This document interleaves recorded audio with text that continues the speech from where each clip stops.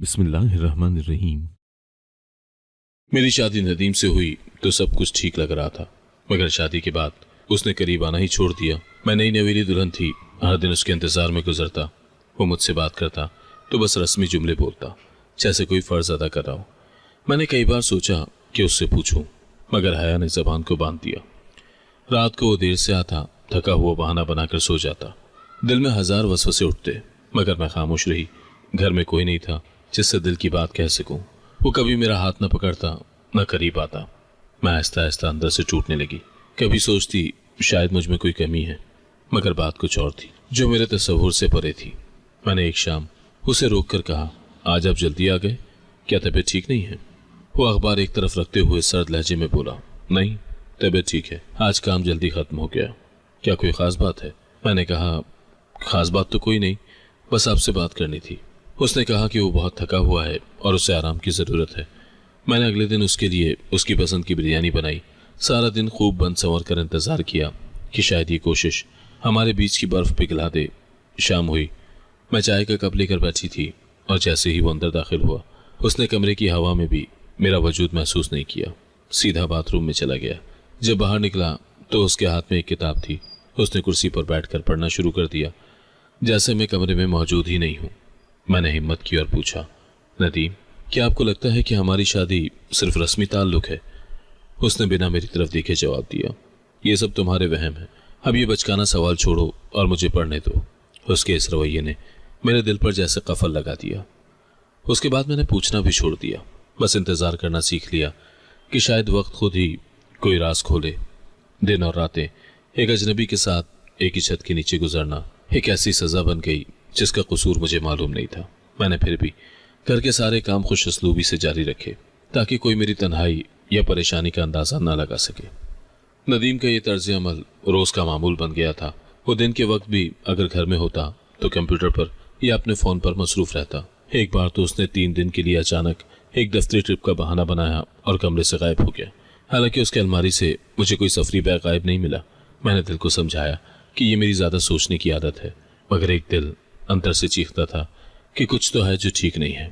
मैंने एक सुबह हिम्मत करके अपनी सास से बात करने की कोशिश की। नाश्ते पर जब नदीम ऑफिस जा चुका था, मैंने झिझकते हुए कहा, अम्मी, नदीम की तरफ से मुझे बहुत तन्हाई महसूस होती है। सास ने मेरी बात को हवा में उड़ा दिया, अरे नदीम कामकाज वाला लड़का है, घर के अंदर रोमांस के लिए वक्त नहीं मिलता। तुम नई दुल्हन हो, ये सब होता है, उसकी फिक्र ना करो, बस अपनी घरदारी पर ध्यान दो। उनके सच जवाब ने मुझे ये बावर करवा दिया कि इस घर में मेरा कोई हमदर्द नहीं। सास तो नदीम की तरफ थी। मैंने एक दिन नदीम की शर्ट इस्त्री करने के लिए निकाली तो जेब में से एक छोटी नामालूम दवा की पट्टी और एक केमिस्ट का लंबा बिल निकला। बिल पर किसी दवा का नाम कोड में लिखा हुआ था और कीमत बहुत ज़्यादा थी।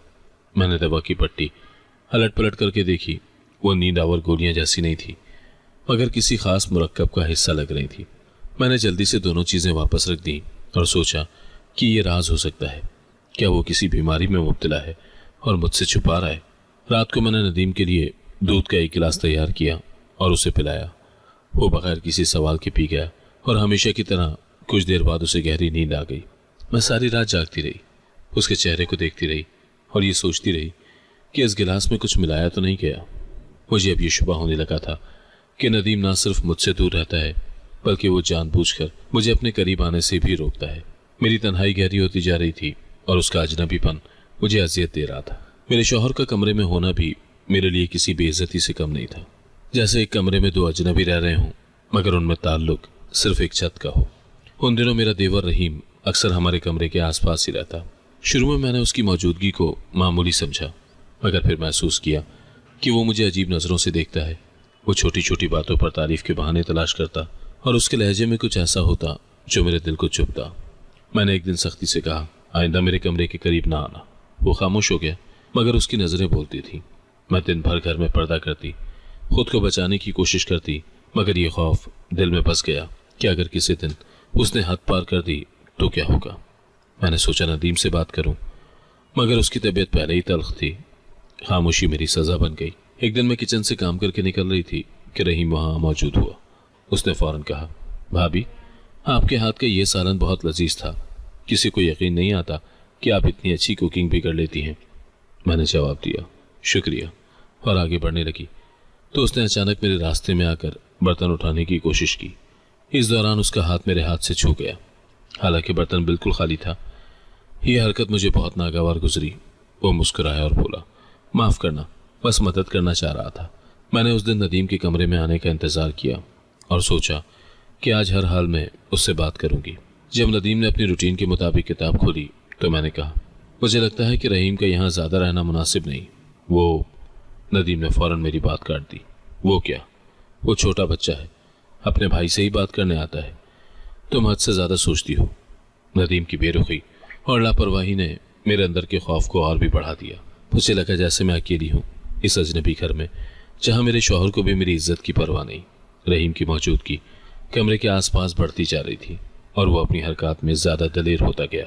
एक दिन मैं नमाज पढ़कर उठी थी और दुपट्टे को दुरुस्त कर रही थी कि वो अचानक दरवाजे पर आ गया और बोला, भाभी, नदीम भाई के लिए कुछ डाक लाया हूँ।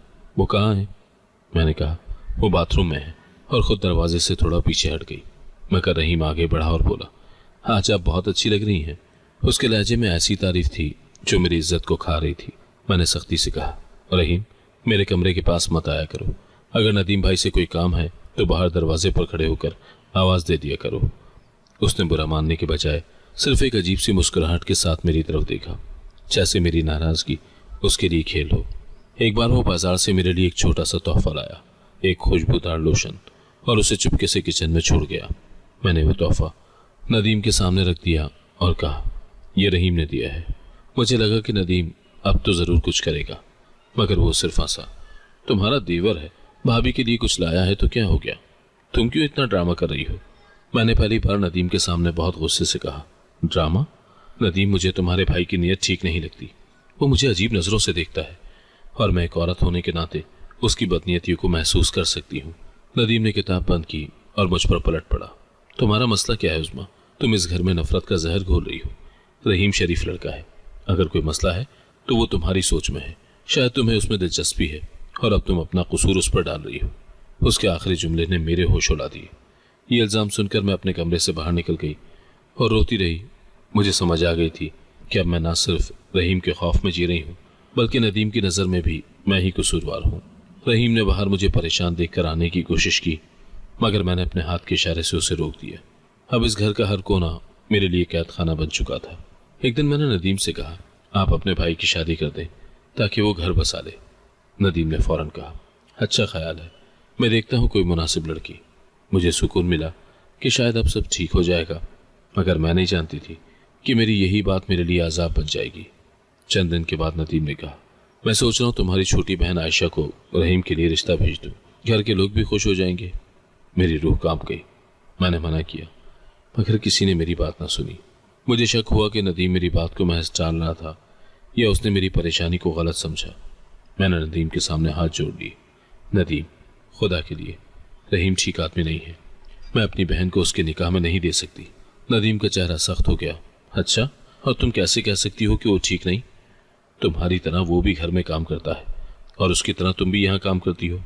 अगर तुम इतनी ही पाक दामन हो तो रहीम को तुम में क्या नजर आता? उसने ये कहते हुए गुस्से से कमरा छोड़ दिया। इस इल्जाम ने मुझे अंदर तक तोड़ दिया। मैं समझ गई कि मेरा शौहर मेरे लिए कोई सहारा नहीं, बल्कि मेरी बेबसी पर तज़हीक करने वाला है। मैंने अपनी वालिदा को फ़ोन किया और आयशा के रिश्ते से मुतालिक खदशात का इजहार किया, लेकिन वालिदा ने कहा, तुम अपने घर का ख्याल रखो, हमने तुम्हारी सास से बात कर ली है, रहीम अच्छा लड़का है। नदीम की साजिश कामयाब हो चुकी थी और मेरे पास मुज़ाहिमत की कोई गुंजाइश नहीं बची थी। मैंने नदीम के सामने बहुत मिन्नतें की। नदीम, अगर आपको रहीम की शादी करनी है तो किसी और से कर लें। आयशा तो अभी छोटी है, उसके ख्वाब हैं, और मुझे रहीम के रवैये पर यकीन नहीं आता। वो मुझे क्यों तंग करता है? अगर उसकी नीयत साफ होती। नदीम ने हंसकर कहा, उज़्मा, तुम बहुत जज्बाती हो रही हो। मैंने और अम्मा ने सब देख लिया है। रहीम की शादी हो जाएगी तो वो तुमसे बात करना छोड़ देगा। तुम खामखा अपने दिल में वसवसे पाल रही हो, और तुम आयशा के लिए इतना फिक्रमंद हो। तुम चाहती हो कि वो किसी और ख़ानदान में जाए जहाँ तुम उसकी देखभाल भी ना कर सको। उसने इस तरह बात की जैसे वो मेरा खैर खा हो। उसने फ़ौरन मेरी वालिदा को फ़ोन किया और बात को इस तरह घुमाया कि मेरी वालिदा ने खुद ही अगले हफ्ते मुलाकात का वक्त तय कर लिया।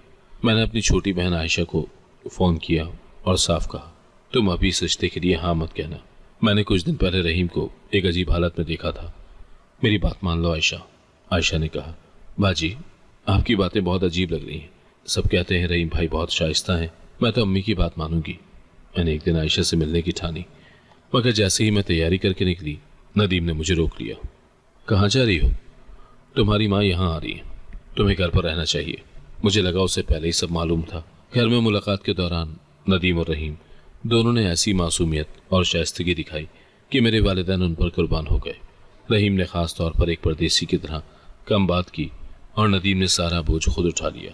मेरी सास ने नदीम की हिमायत में मेरी वालिदा से कहा, हम तो उज़्मा को भी अपनी बेटी समझते हैं और आयशा को भी। दोनों बहनें साथ रहेंगी तो कैसी अच्छी बात होगी। मेरे वालिदैन को लगा ये रिश्ता तो आसमानी फैसला है। मैं खामोश बैठी रही। आयशा की शादी की तैयारियां शुरू हो गई। अम्मी अब्बा खुश थे कि दोनों बहनें एक ही घर में रहेंगी। मैं अंदर ही अंदर जल रही थी कि मेरी मासूम बहन एक ऐसे शख्स के हवाले होने जा रही है जिस पर मेरा दिल मुतमईन नहीं। शादी वाले दिन रहीम मुस्कुरा रहा था और आयशा शर्माई हुई थी। मैंने उसे सीने से लगाया तो आंखों से आंसू बह गए। मैं चाहती थी सबको रोक दूं, मगर बेबस थी। शादी के बाद रहीम को दुबई भेज दिया गया। मैंने अल्लाह से दुआ की कि मेरी बहन महफूज रहे, मगर किस्मत ने कुछ और लिख रखा था। शादी की रात मैंने एक कोने में आयशा का हाथ पकड़ा और जल्दी से कहा, तुम्हें कुछ भी अजीब लगे तो फौरन मुझे बताना, चाहे कुछ भी हो, डरना नहीं। आयशा ने मुझे हैरत से देखा और कहा, आपकी तबीयत क्यों खराब हो रही है? मैं ठीक हूँ, मैं खुश हूँ। मैं उसे मजीद कुछ न कह सकी कि कहीं वो गलत अंदाजा न लगाए। अगले दिन रहीम की फ्लाइट थी। ये सुनकर मुझे कदरे सुकून मिला कि कम से कम कुछ दिन के लिए आयशा महफूज रहेगी। नदीम ने इस मौके पर बहुत अच्छा शौहर बनने की कोशिश की। वो मेरे साथ बैठा रहा और कहा, अब खुश हो? रहीम बाहर चला गया है, अब तुम्हें कोई परेशानी नहीं होगी। उसने जोर देकर कहा कि चूंकि रहीम अभी दुबई गया है तो आयशा कुछ दिन मेरे कमरे के पास वाले कमरे में रहेगी।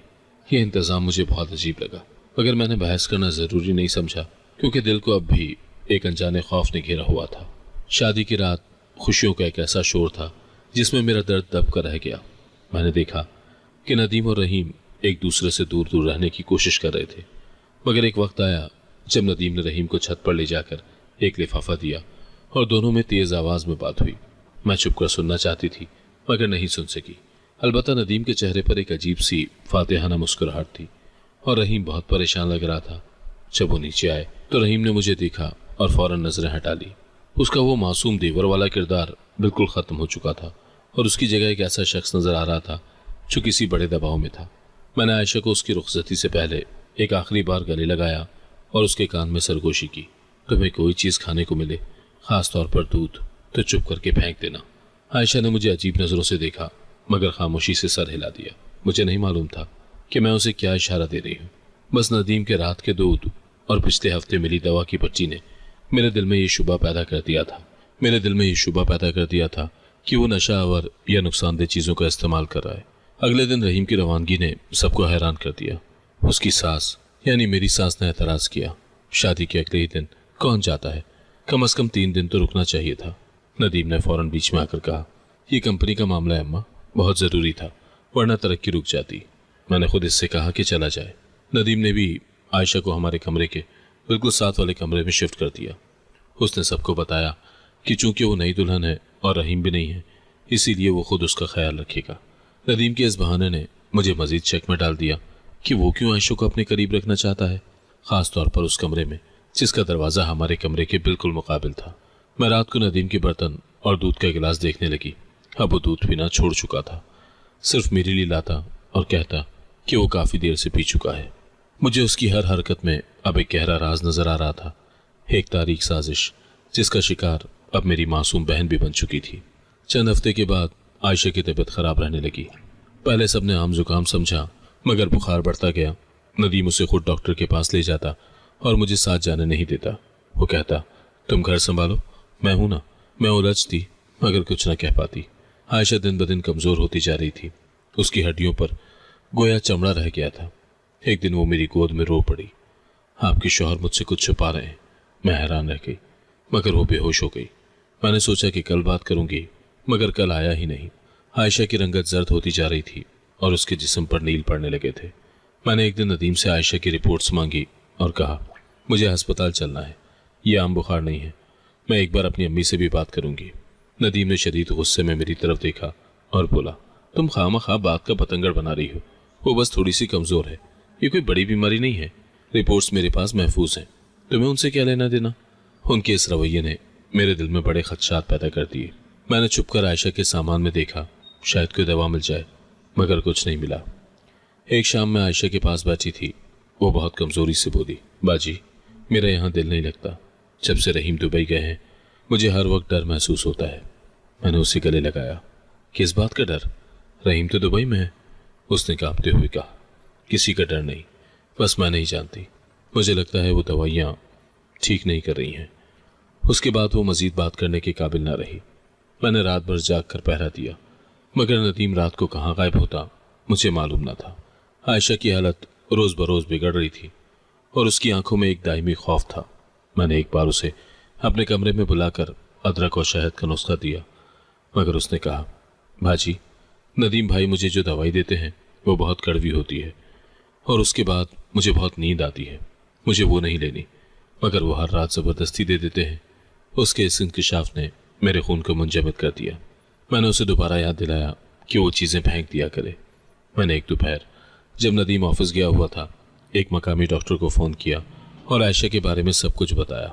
डॉक्टर ने कहा, ये अलामात किसी जहरीली चीज़ के मुसलसल इस्तेमाल की भी हो सकती हैं और इसके टेस्ट फ़ौरन होने चाहिए।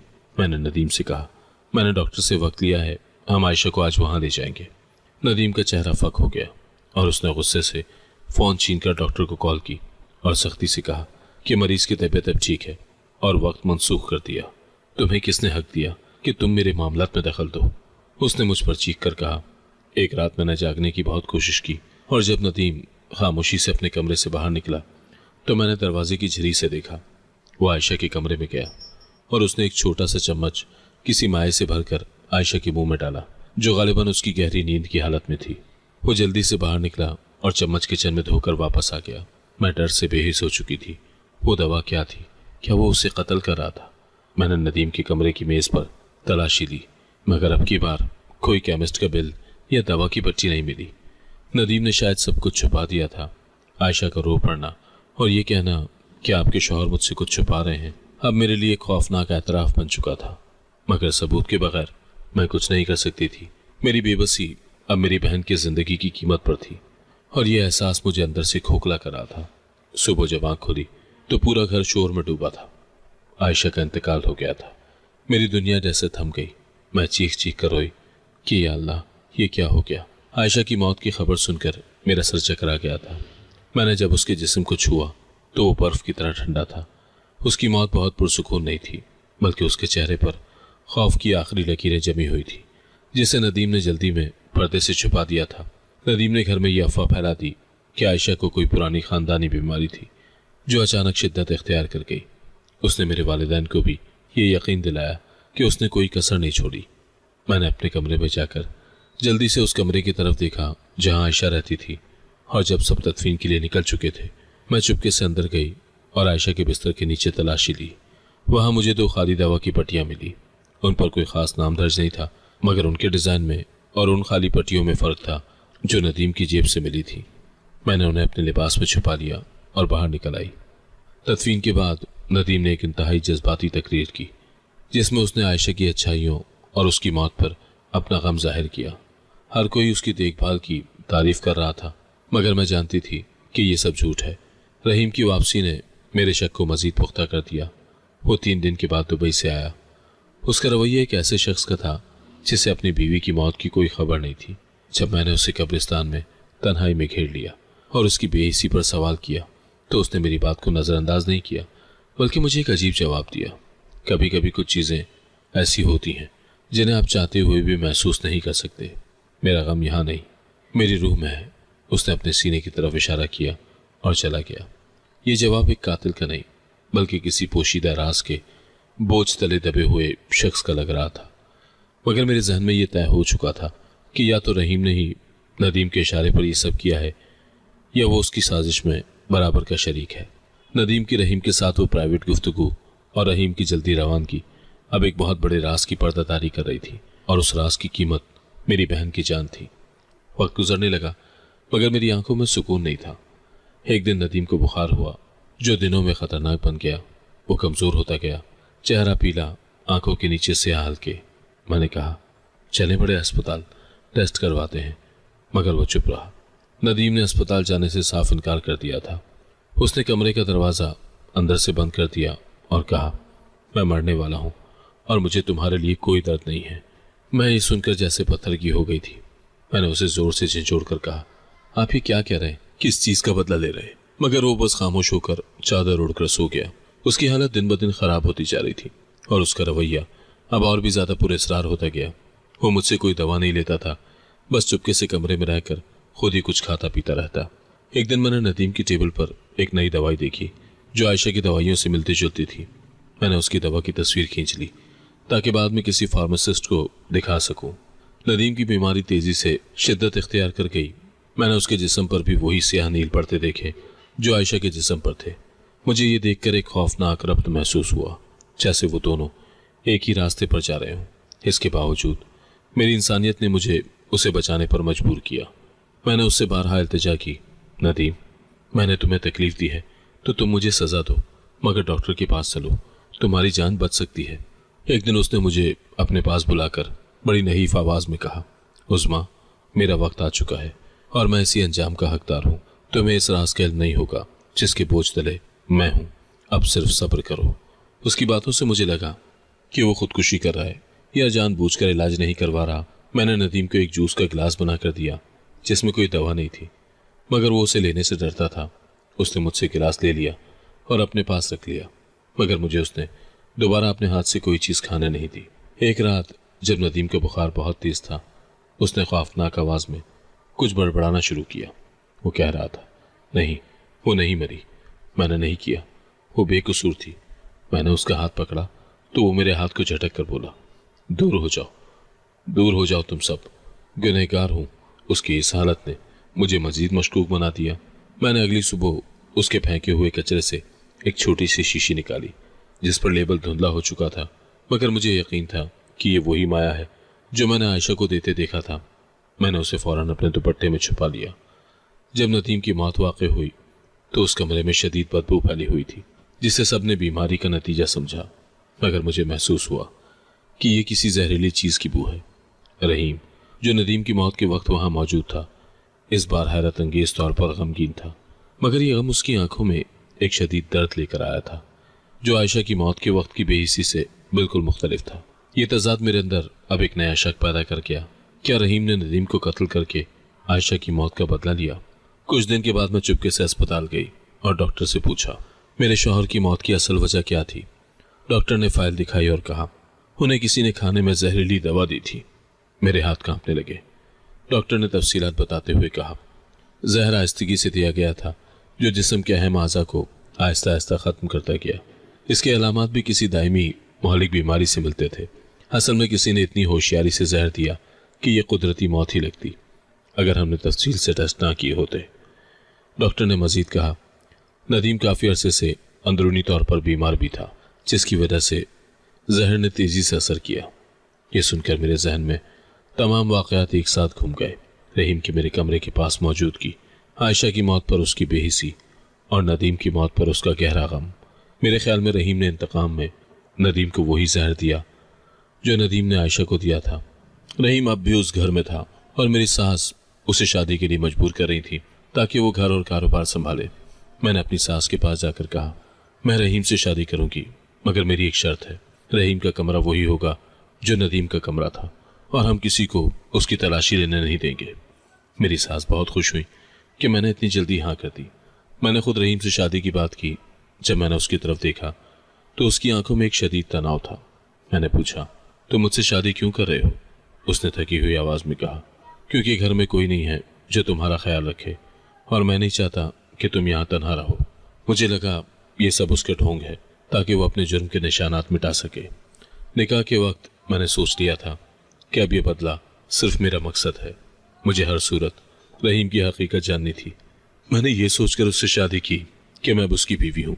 उसके करीब रहकर मैं उसके राज तक पहुँच सकती हूँ और मेरी बहन और शौहर की मौत का बदला ले सकती हूँ। निकाह के बाद रहीम ने मुझे हाथ नहीं लगाया, वो बस खामोश रहा। मैं सोचती थी कि शायद गुनाह के खौफ से मुझसे दूर रहता है, मगर मेरा दिल शक में डूबा था। मैंने उसके कमरे की तलाशी लेने का सोचा। एक दिन वो दुबई गया तो मैंने उसका कमरा छान मारा। वहां एक फाइल रखी थी, मेरे शौहर नदीम की मेडिकल रिपोर्ट। मैंने जैसे ही खोली, दिल बैठ गया। रहीम का कमरा बहुत मुनज्जम था। मैंने बड़ी एहतियात से एक एक कोना देखा, शायद कोई ऐसी चीज मिल जाए जो उसे कातिल साबित करे। वो बहुत खामोश था और उसकी ये खामोशी मुझे बहुत डरा रही थी। शादी के बाद की रातें बहुत अजीब थी। रहीम कमरे में आता, मेरी तरफ एक नजर देखता और खामोशी से सोफे पर जाकर सो जाता। मैं बिस्तर पर लेटी रहती और मेरी आंखों में नदीम का खौफ और आयशा का दर्द होता। मैंने एक दिन उससे कहा, ये कैसी शादी है रहीम? क्या तुमने सिर्फ रस्म निभाने के लिए ये सब किया है? उसने सोफे पर बैठे बैठे कहा, उस्मा, हमारे बीच अभी नदीम का साया है। जब तक तुम अपने दिल से शक को नहीं निकाल दोगी, हम आगे नहीं बढ़ सकते। उसकी बात में एक अजीब सी चुभन थी, जैसे वो जानता हो कि मेरे दिल में उसके लिए क्या शक है।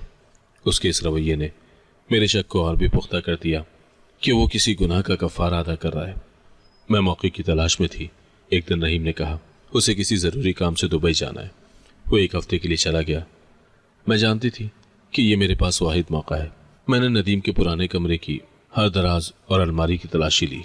मैंने उन तमाम जगहों को देखा जो नदीम इस्तेमाल करता था। मुझे कोई जहर, कोई खाली शीशी नहीं मिली, मगर फिर मुझे शक हुआ कि नदीम ने चीज़ें कहाँ छुपाई होंगी। मैंने नदीम की मेज़ के नीचे हाथ लगाया तो महसूस हुआ कि दराज के पीछे कोई चीज़ छुपी है। मैंने जोर लगाया और देखा कि दराज के पीछे की लकड़ी हट गई और अंदर एक बारीक सियाह प्लास्टिक का फोल्डर छुपा हुआ था। उस फोल्डर में मौजूद कागजात मेरे पिछले तमाम शक शुबात से कहीं ज़्यादा भयानक थे। पहले दस्तावेज में एक मेडिकल रिपोर्ट थी जिसमें वाज़ेह तौर पर लिखा था एडवांस स्टेज HIV एड्स। मेरे हाथ कांपने लगे। मैंने रिपोर्ट के साथ मौजूद एक कागज़ को देखा जो नदीम के हाथ का लिखा हुआ खत था। रिपोर्ट में साफ लिखा था कि नदीम एड्स जैसे महलिक मर्ज में मुब्तला थे और एक खत भी था उनके अपने हाथ का लिखा हुआ। उसमें उन्होंने एतराफ़ किया था कि वो मुझसे नहीं, मेरी बहन से मोहब्बत करते थे। उन्होंने मजबूरी में मुझसे शादी की ताकि मेरी बहन तक पहुंच सके। मैं वो खत पढ़ती गई और ज़मीन हिलती हुई महसूस हुई। रिपोर्ट में तारीखें दर्ज थीं जो आयशा की शादी से भी पहले की थी। गोया ये बीमारी नदीम को बहुत पहले से लाहक थी। खत में पहला जुमला ही मुझे गहराई में ले गया। उस्मा, अगर तुम ये खत पढ़ रही हो तो यकीनन मैं दुनिया से जा चुका हूँ और शायद तुम्हें यह भी पता चल चुका है कि तुमने मेरी वजह से अपने दिल में कितना जहर भर लिया है। उसने लिखा था कि उसकी मोहब्बत सिर्फ आयशा से थी, मगर ख़ानदानी दबाव में उसे मुझसे शादी करनी पड़ी ताकि वो आयशा के करीब रह सके। नदीम ने अपनी बीमारी की तफसीलात बयान की थी कि जब उसे इल्म हुआ तो उसने हर तरह की दवा लेना छोड़ दी। उसने ये भी लिखा था कि उसने अपनी बीमारी किसी को नहीं बताई ताकि उसे लोग हक़ारत से ना देखें। वो एक अजीब नफ्सियाती कैफियत में मुब्तला था। रिपोर्ट के मुताबिक नदीम का इलाज इस बीमारी के दरमियानी मरहले में ही रुक गया था, यानी वो जानते बूझते हुए अपनी मौत की तरफ बढ़ रहे थे। ये रिपोर्ट मेरे जहन में एक नया तूफान खड़ा कर गई। अगर नदीम एड्स में मुब्तला था तो उसने शादी क्यों की और वो मुझसे क्यों दूर रहता था? फिर मेरा ध्यान खत की तरफ गया। खत में नदीम ने लिखा था कि उसकी और आयशा की मुलाकात कई साल पहले यूनिवर्सिटी में हुई थी और वो दोनों एक दूसरे को पसंद करते थे, मगर चूंकि मैं बड़ी बहन थी इसीलिए ख़ानदान ने मजबूरी में पहले मेरी शादी नदीम से करवा दी। मेरी ज़िंदगी का वाहिद मकसद सिर्फ आयशा को पाना था और तुम्हारे साथ मेरा रिश्ता सिर्फ एक ढोंग था ताकि मैं तुम्हारे घर में रहकर उसके करीब रह सकूं। ये सतरें पढ़कर मुझे लगा कि मैंने नदीम की तन्हाई को गलत समझा। वो मुझसे दूरी नहीं बना रहा था, बल्कि वो मुझे अपनी बीमारी और अपनी मकरूह इरादों से बचा रहा था। उसका मेरे करीब ना आना, उसका मुझसे बेरुखी बरतना, ये सब इसलिए था कि वो किसी और के करीब जाना चाहता था। मेरा जिस्म गुस्से से कांप रहा था।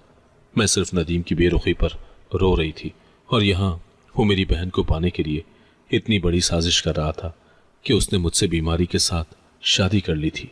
मैंने वो खत खोला जो नदीम के कमरे के छुपे फोल्डर में मिला था। लफ्ज़ों ने जैसे मेरी सांस रोक दी। खत की पहली सत्र थी, उस्मा, अगर तुम ये खत पढ़ रही हो तो मैं दुनिया में नहीं होगा। मैं वो सब लिख रहा हूँ जो मैंने किसी से नहीं कहा। मैं कपकपाते हाथों से कागज़ थामे बैठी थी। उसमें जो लिखा था वो इंसानियत के लिए शर्म और मेरे वजूद के लिए अजाब था। नदीम ने एतराफ़ किया था कि वो आयशा से मोहब्बत करता था, मुझसे नहीं। उसने मजबूरी में मुझसे शादी की ताकि मेरी बहन के करीब रह सके। ये ताल्लुक एक धोखा था, एक पर्दा जिसके पीछे गुनाह का जहन्नुम सुलग रहा था। खत में उसने लिखा था कि जब उसे HIV एड्स की बीमारी का इल्म हुआ तभी वो जान चुका था कि अब वो आम जिंदगी नहीं गुजार सकता। लेकिन उसके दिल में एक जुनून था, आयशा को पाने का जुनून। वो जानता था कि वो मुझसे फासला रखकर अपनी बीमारी छुपा रहा है, मगर उसके अंदर का शैतान हर हद पार कर चुका था। मैं तुमसे दूर इसलिए नहीं था कि तुम मुझे अच्छी नहीं लगती थी, बल्कि इसलिए कि मैं तुम्हें अपनी बीमारी से बचाना चाहता था। मगर आयशा के मामले में मैं खुद को नहीं रोक सका। मैं हर जुमला पढ़ते हुए लरस रही थी। नदीम ने एतराफ़ किया कि उसने रहीम को एक बड़ी रकम देकर दुबई भेजा ताकि शादी की रात वो आयशा के करीब जा सके। मैंने उससे कहा कि कंपनी ने फौरी प्रोजेक्ट दिया है। उसे लगा मैं भाई हूं, मेरा कहा नहीं टाल सकता। वो चला गया और उस रात मैंने अपनी जिंदगी का सबसे बड़ा गुनाह किया। उस रात मैं नींद आवर दवा के ज़ेरे असर सो रही थी। नदीम ने वही दवा मेरे दूध में मिलाई थी जो वो इससे पहले भी देता आया था ताकि मैं बेहोश रहूं और वो मेरे कमरे से निकलकर आयशा के कमरे में जा सके। मैंने सोचा था कि मैं सिर्फ उससे बात करूंगा, मगर मैं खुद पर काबू न रख सका। मैंने उसे वही जहर दिया जो मेरी रगों में था। मुझे लगा मोहब्बत जुर्म को मिटा देगी, मगर अगली सुबह मैं खुद को एक कातिल महसूस कर रहा था। ये पढ़ते हुए मेरी आंखों से आंसू नहीं, खून बह रहा था। मुझे याद आया शादी के फौरन बाद रहीम दुबई गया और आयशा मेरे कमरे के साथ वाले कमरे में रहने लगी। वही वो लम्हा था जब नदीम ने अपना गुनाह शुरू किया। मैं कांपते हुए बैठ गई। मेरे सामने अब एक नया खौफनाक मंजर खुल चुका था। मेरा शौहर, मेरी बहन का कातिल भी और उसका मोहब्बत करने वाला भी। खत के अगले हिस्से में नदीम की तबाही लिखी थी। मैं जानता था कि मेरा जुर्म ज़्यादा देर छुप नहीं सकेगा। चंद हफ्ते के बाद आयशा बीमार होने लगी। मैंने उसे खुद डॉक्टर के पास ले जाना शुरू किया, मगर रिपोर्ट्स देखकर मेरे पांव तले से ज़मीन निकल गई। उसमें वही बीमारी जाहिर हुई जो मुझ में थी। अब नदीम के लिए दुनिया ख़त्म हो चुकी थी।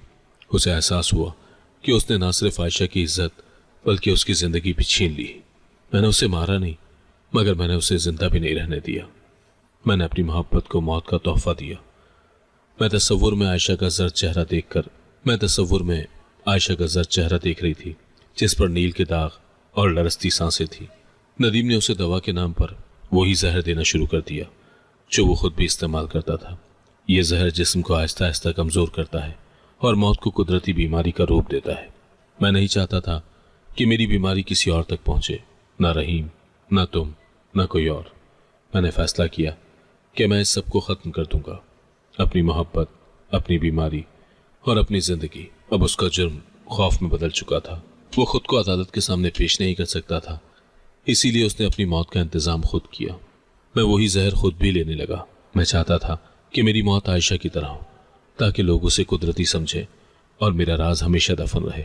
मैं ख़त के आखिरी हिस्से तक कांपती रही। नदीम ने लिखा था कि उसने डॉक्टर को भी झूठ बोला और रिपोर्ट्स खुद बदलवाई ताकि कोई सच तक ना पहुंचे। वो कहता है मैं खुद को सज़ा दे रहा हूँ। मेरी मौत मेरी बख्शिश नहीं, मेरा कफ़ारा है। उसने आखिर में लिखा था कि रहीम बेकसूर है, वो सिर्फ मेरे खातिर चुप रहा। उस पर अगर कभी शक हो तो ये ख़त उसे बेगुनाह साबित करेगा। मैंने वो ख़त सीने से लगाया, मगर दिल फट गया। मेरी बहन की मौत हादसा नहीं, एक आहिस्ता जहर का नतीजा थी। नदीम कातिल नहीं, खुद अपनी लानत का शिकार बन चुका था। कई दिन तक कमरे में बंद रही, कभी ख़त को देखती, कभी खुद को। मेरी पूरी जिंदगी झूठ के सहारे खड़ी थी। रहीम पर जो शक मैंने किया, जो नफरत मैंने दिल में बसाई, वो सब गलत थी। मैंने उसे कातिल समझा, हालांकि वो खुद एक बेगुनाह कैदी था, अपने भाई के राज का कैदी। अब मैं समझ गई थी कि वो मुझसे फासला क्यों रखता था, क्यों मेरे करीब नहीं आता था, क्यों वो हमेशा खामोश रहता था। वो मेरे गुस्से और इल्ज़ाम के बावजूद चुप था, क्योंकि वो जानता था कि सच बोलने से मैं टूट जाऊंगी। रहीम के लिए ये सब जीना अजाब से कम न था। वो हर रोज़ उस घर में रहता जहां उसकी बीवी आयशा की याद और भाई नदीम का गुनाह दीवारों में बस गया था। अगर मैं उसकी जगह होती तो शायद पागल हो जाती। मैंने अल्लाह के हुजूर सर झुकाकर कहा, या रब, मैंने जुल्म किया। मैंने एक बेगुनाह को मुजरिम समझा। मेरी बहन की मौत तेरी तकदीर थी, मगर मैंने उसका इल्ज़ाम एक बेकसूर इंसान पर लगा दिया। अब मेरा दिल चाहता था कि रहीम के सामने जाकर अपने तमाम गुनाहों का एतराफ़ करूं। मैंने फैसला किया कि जब वो दुबई से वापस आएगा मैं उसे सब कुछ सच सच बताऊंगी। मैंने वो ख़त और मेडिकल रिपोर्ट संभाल कर रख दी। ये अब मेरे ज़मीर का बोझ नहीं, बल्कि मेरे सच की निशानी थी। रहीम दुबई से वापस आया तो उसके चेहरे पर गहरी खामोशी थी, आंखों में थकन, चेहरे पर उदासी, मगर कहीं एक छुपा हुआ सुकून भी। उसने मुझे देखा जैसे बरसों बाद कोई पुराना बाब बंद होने वाला हो। मैंने आहिस्ता से वो खत उसके सामने रखा, वही खत जो नदीम के कमरे से मिला था, जिसने हमारी जिंदगियों के सारे राज खोल दिए थे। रहीम ने खत खोला, चलना में खामोशी से पढ़ता रहा, फिर आंखें बंद करके गहरा सांस दिया। मैं रो पड़ी। मेरे दिल में शर्मिंदगी और पछतावे का तूफान था। मुझे माफ कर दो रहीम, मैंने लरजती आवाज में कहा। मैंने तुम्हें कातिल समझा, तुमसे नफरत की, हत्ता कि तुमसे शादी भी बदले में की, लेकिन सच तो यह है कि तुम ही सबसे ज्यादा बेगुनाह थे। रहीम कुछ देर खामोश रहा, फिर धीरे से बोला, मैं जानता था एक दिन तुम ये खत पढ़ोगी। नदीम भाई ने मुझे कसम दी थी कि मैं तुम्हें कुछ ना बताऊं। वो नहीं चाहता था कि तुम इस सच से टूट जाओ। मैंने सिसक कर पूछा, तुमने सब देखा, सब जाना, फिर भी चुप क्यों साधी, क्यों बर्दाश्त की इतनी नफरत? रहीम ने मेरी तरफ देखा, उसकी आंखों में नमी थी। क्योंकि मैंने तुम्हारी आंखों में दर्द देखा था। मैं चाहता था तुम सुकून से जी सको, चाहे मैं खुद इल्जाम सह लूं। तुम्हारा शक मेरी सजा थी उस्मा, और मैंने वो सजा कबूल कर ली। मैंने अपने आंसू साफ किए और धीरे से कहा, अब मैं सच जान चुकी हूं, अब मैं तुम्हें खोना नहीं चाहती। हम दोनों एक ही जख्म के वारिस हैं, हमें एक दूसरे का मरहम बनना होगा। रहीम ने पहली बार मेरा हाथ थामा। उसके हाथ में एक नरमी थी, जैसे बरसों की सर्द दीवार गिर गई हो। अल्लाह ने हमें दूसरा मौका दिया है उस्मा, अब हमें इस मौके को सच्चाई और पाकीज़गी से जीना है। हमने मिलकर फैसला किया कि नदीम का खत जला दिया जाए। हमने इस गुनाह को माजी की राख में दफन कर दिया, मगर इस अंजाम की याद हमेशा दिल में रखी। मैंने शोले को देखते हुए दिल ही दिल में कहा, यह सिर्फ कागज नहीं चल रहा, ये वो गुनाह है जिसने हमें सच्चाई तक पहुंचा दिया। कुछ दिन के बाद हम दोनों आयशा की कब्र पर गए। हवा में खामोशी थी और सूरज के ढलते वक्त की किरणें कब्र की मिट्टी पर चमक रही थी। हमने कुरान की तिलावत की और हर आयत के साथ दिल का बोझ हल्का होता गया। रहीम के चेहरे पर सुकून था, ऐसा सुकून जो बरसों के बाद नसीब हुआ हो। मैंने कब्र के करीब बैठकर दिल में कहा, आयशा तुम बेगुनाह थी, तुम्हारा दर्द अब हमारी दुआ बन चुका है। तुम जा चुकी हो, मगर तुम्हारी मासूमियत ने हमें सच्चाई तक पहुंचा दिया। अगले ही हफ्ते हमने फैसला किया कि मैं और रहीम दोनों अपने मेडिकल टेस्ट करवाएंगे। मेरे दिल में कहीं ना कहीं ये खौफ था कि कहीं नदीम की बीमारी का साया हम पर ना पड़ा हो। रहीम ने फौरन कहा, यह कदम सबसे ज़रूरी है उस्मा, हमें अपनी नई ज़िंदगी सच्चाई के साथ शुरू करनी है। हम दोनों ने तमाम ज़रूरी टेस्ट करवाए। नताइज आए तो मेरी आंखों में आंसू आ गए। अल्हम्दुलिल्लाह हम दोनों बिल्कुल सेहतमंद थे। अल्लाह ने हमें ना सिर्फ ज़िंदगी दी, बल्कि इस खौफनाक आजमाइश से भी महफूज रखा। मैंने सजदा शुक्र अदा किया और रहीम ने धीरे से कहा, देखा अल्लाह पाक रहम करने वाला है, वो सिर्फ इंसान को आजमा कर पाक करता है। वक्त गुजरता गया, जिंदगी ने आहिस्ता आहिस्ता अपने रंग वापस लिए। मैं अब माँ हूँ। मेरी बेटी की आंखों में वो रोशनी है जो शायद अल्लाह ने हमारे गुनाहों का कफारा बना कर दी है। रहीम रात को मेरे पास बैठता है, मेरे सर पर हाथ फेरता है, और मैं खामोशी से सोचती हूँ कि कभी ये हाथ नफरत के फासले में गुम थे, आज यही हाथ मेरा सहारा है। नदीम और आयशा का साया आज भी हमारे दिलों में है, मगर वो साया खौफ का नहीं, बल्कि तौबा और सच्चाई का है। हमने गुनाह की राख से अपनी नई जिंदगी का चिराग जलाया है, और इस बार ये चिराग ईमान से रोशन है। मैंने दिल ही दिल में दुआ की, या अल्लाह जिस तरह तूने हमें अंधेरे से रोशनी दिखाई, इसी तरह हर उस रूह को सुकून दे जो सच जानने से पहले मर गई। रहीम ने मेरी तरफ देखा और मुस्कुराकर कहा, हमने अपनी कहानी का अंजाम खुद लिखा है उस्मा, अब कोई हमारा माजी नहीं, सिर्फ हमारा मुस्तकबिल है। मैंने उसके कंधे पर सर रखा और बाहर आसमान पर फैलते चांद को देखा। वही चांद जो कभी हमारी रातों का गवाह था, आज हमारी नई जिंदगी का निगरान बन चुका था। अगर आपको आज की कहानी पसंद आई है तो वीडियो को जरूर लाइक कीजिएगा और अपने दोस्तों के साथ भी शेयर कीजिएगा। और हाँ, अगर आपने अभी तक हमारा चैनल सब्सक्राइब नहीं किया तो जरूर सब्सक्राइब करें। मिलते हैं कल एक नई और दिलचस्प कहानी के साथ। अल्लाह हाफिज।